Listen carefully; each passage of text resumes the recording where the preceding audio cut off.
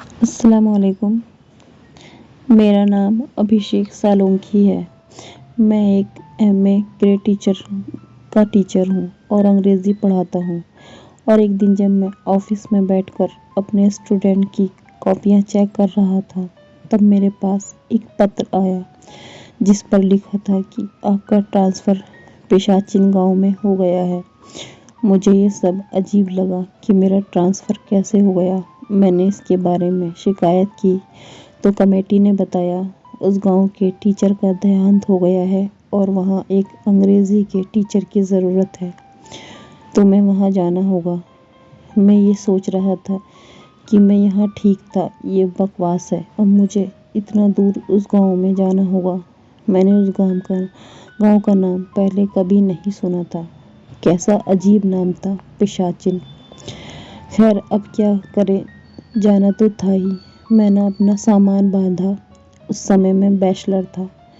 मैंने सोचा माँ पापा को कहाँ परेशान करूँ, खुद ही चला जाता हूँ। वैसे भी गांव में आधुनिक सुविधाएं नहीं होती। मैं तो माँ पापा शहर में ही रह लेंगे। मैं अकेला चला जाता हूँ गांव में। स्कूल में सब ने मुझे फेयरवेल दिया। सच बताऊँ तो मेरे जाने का बिल्कुल भी मन नहीं कर रहा था, पर क्या करूँ, जाना तो था ही। मैं अगले दिन सुबह 8 बजे उस गांव के लिए रवाना हो गया और कुछ घंटों में मैं वहां पहुंच गया। पर गांव बस स्टेशन से बहुत दूर पहाड़ियों के बीच में था। अब एक और नई मुसीबत। अब ये सामान को कैसे ले जाऊं? मुझे एक घोड़ा गाड़ी वाला गांव दिखा। मैंने उससे कहा कि भाई, पिशाचिन गांव चलोगे? वो मुझे बड़े गौर से देखने लगा। उसने कहा, साहब, इस गांव में क्या काम पड़ गया आपको? मैंने कहा, तुम्हें चलना है या नहीं? साहब, ले जाने में कोई दिक्कत नहीं, पर क्या आपको नहीं लगता कि ये गांव अजीब है?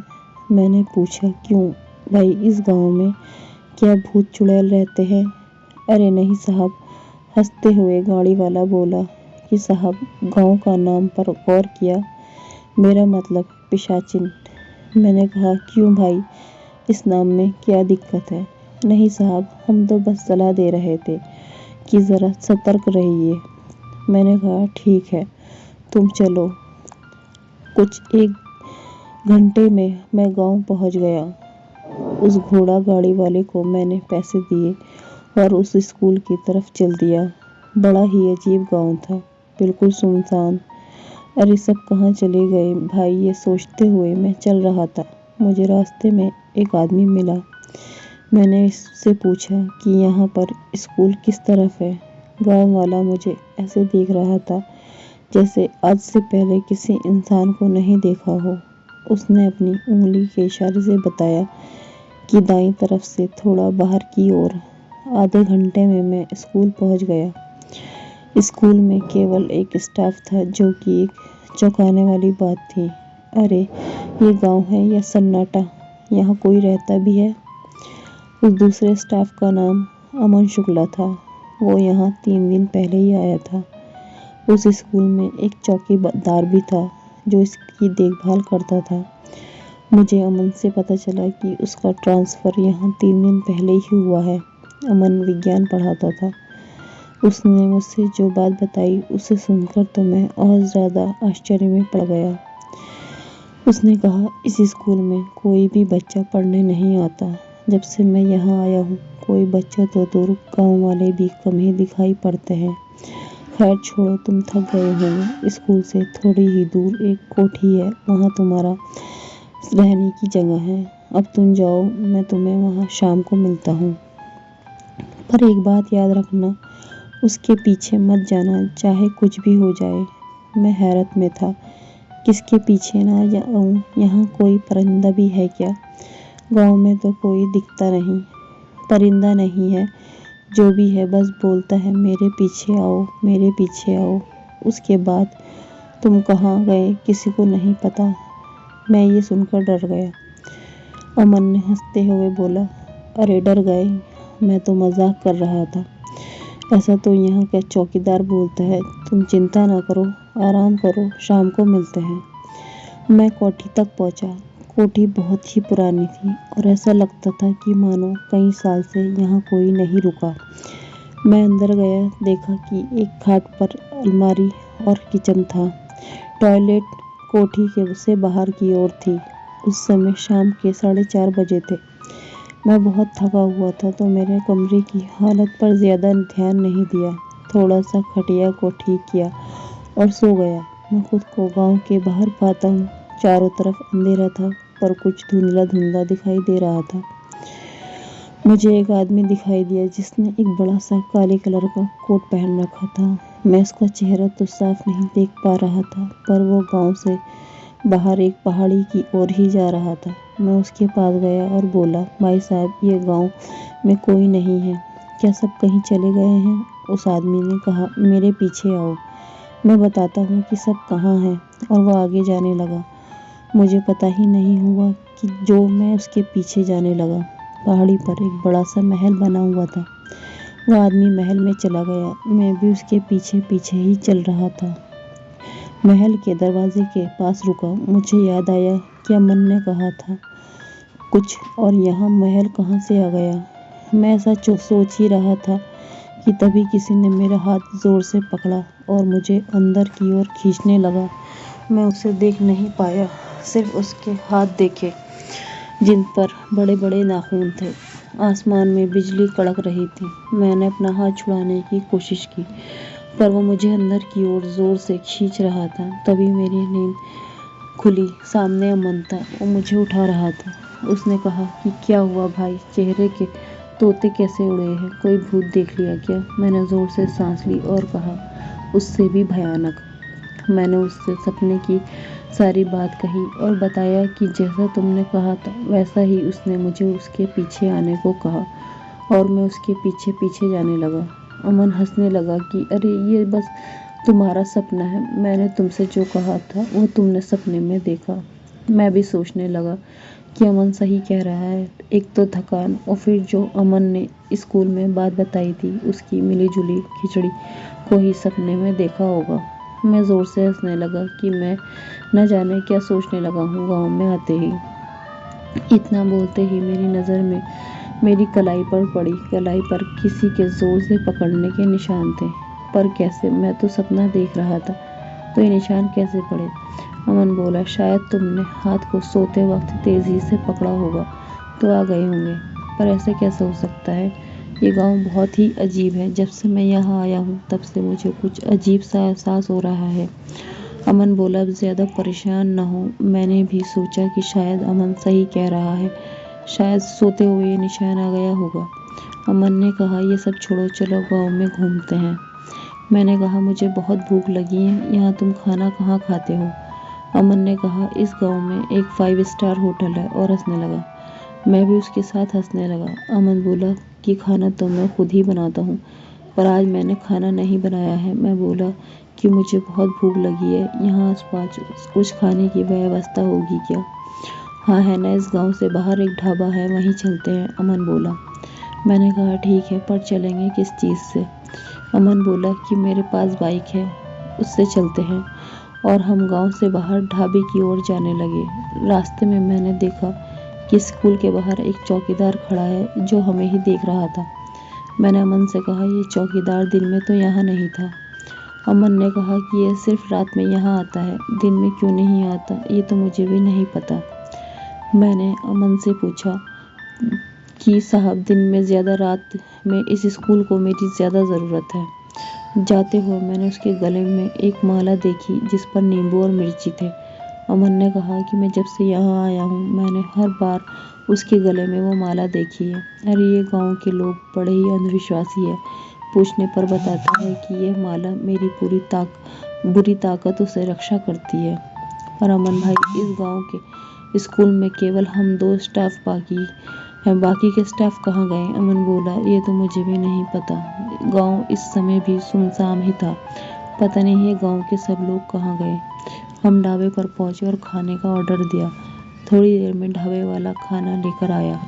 ढाबे वाला बोला, बाबूजी कहाँ से आए हो? मैंने बताया कि पास ही के गांव से, ये पिशाचिन गांव है ना, वहाँ से। गांव का नाम सुनते ही ढाबे वाले के माथे पर पसीना आ गया। पसीना पोंछते हुए बोला कि बाबूजी, ये गांव ठीक नहीं, जल्द से जल्द इस गांव को छोड़कर चले जाए। अमन बोला कि इस गांव में ऐसा क्या है जो हमें डरना चाहिए। ढाबे वाला बोला, बाबूजी, ये तो हम नहीं जानते कि क्या है, पर जो भी है ठीक नहीं है। इतना कहकर वो चला गया। हमने अपना खाना खाया और गांव की तरफ निकल गए। रास्ते में मैं और अमन इधर उधर की बातें कर रहे थे कि तभी हमारे सामने रोड से कोई बड़ी तेजी से निकल गया। अमन ने एकदम गाड़ी का ब्रेक लगाया। उसने कहा कि क्या तुमने अभी तक कुछ देखा सामने? मैंने कहा कि शायद कोई जंगली जानवर होगा। उस समय रात हो चुकी थी तो कुछ भी साफ दिखाई नहीं दे रहा था। अमन ने गाड़ी स्टार्ट की कि अचानक ही किसी के जोर से गुर्राने की आवाज़ आई। जो कोई भी था हमारे आसपास ही था। हमने देखा पास ही की झाड़ियों में कोई खड़ा है और गुर्रा रहा है। इतनी भयानक गुर्राहट मैंने आज तक नहीं सुनी। झाड़ियों में जो भी था वो हमारी तरफ बढ़ रहा था। मैंने अमन से कहा, बाइक भगाओ। अमन ने भी देरी न की और तेजी से गाड़ी भगा ली। शायद देर करता तो दोनों न बचते। आसपास के पेड़ों पर हलचल हुई। जो कोई भी था पेड़ों के सहारे बड़ी ही तेजी से गाड़ी की तरफ बढ़ रहा था। जैसे तैसे करके हम गांव पहुंचे, पर वो अब भी हमारा पीछा कर रहा था। मैंने कहा कि बाइक को स्कूल में ले लो। थोड़ी देर में हम स्कूल पहुंचे और स्कूल की कैंटीन में जाकर बैठ गए। हमें अभी तक विश्वास नहीं हो रहा था कि हमारे साथ क्या हो रहा है। हम इतना सोच क्यों रहे थे कि तभी किसी ने ज़ोर से दरवाज़ा खटखटाया। हम डर गए कि क्या हो गया। यहाँ तक आ गए पर दरवाजे पर स्कूल का चौकीदार था। हमने दरवाज़ा खोला। वो बोला, साहब क्या बात है, सब ठीक तो है ना? हमने जो कुछ भी हुआ हमारे साथ उसे बताया, पर उसने कहा कि जंगल का कोई जानवर होगा, गांव का इलाका है साहब, आप घबराए नहीं। चौकीदार ने कहा कि अब आप जाके सो जाइए। हमें नींद कहाँ आने वाली थी। मैंने उससे पूछा कि यहाँ कोई महल वहल है क्या? उसने कहा, नहीं नहीं, यहाँ तो कोई महल नहीं। यहाँ इस जगह के आसपास कोई भी महल नहीं है। मैंने उसकी बात पर गौर किया कि महल की बात सुनते ही वो हकलाने लगा। ज़रूर दाल में कुछ काला है। चौकीदार बोला, साहब बहुत रात हो गई है, अब आप जाके सो जाओ, पर याद रखना साहब, कोई भी कहीं भी चलने को बोले तो उसके साथ मत जाना। मैं भी काफ़ी थका हुआ था और अमन भी, इसलिए हमने सोचा कि चल के सो लिया जाए।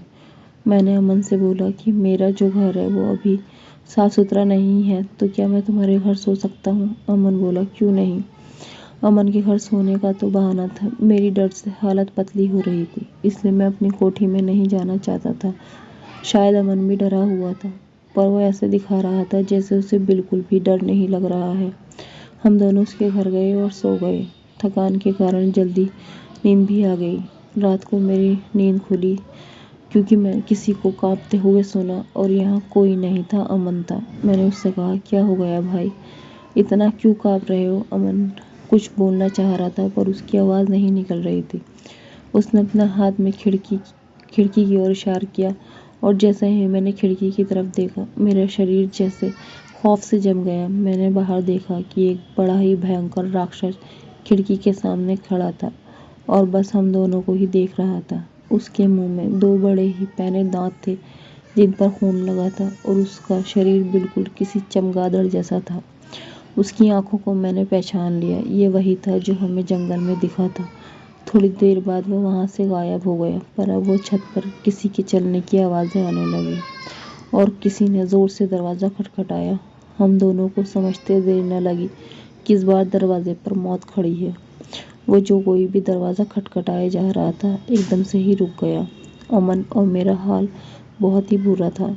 थोड़ी देर बाद हमने सुना कि कोई 2 लोग आपस में बात कर रहे हैं। वो क्या बात कर रहे थे हम नहीं सुन पाए और थोड़ी देर बाद आवाज़ें रुक गई। आसपास का माहौल शांत हो गया। फिर मैंने हिम्मत करके अमन से पूछा कि भाई क्या हुआ? अमन भी अब सही था।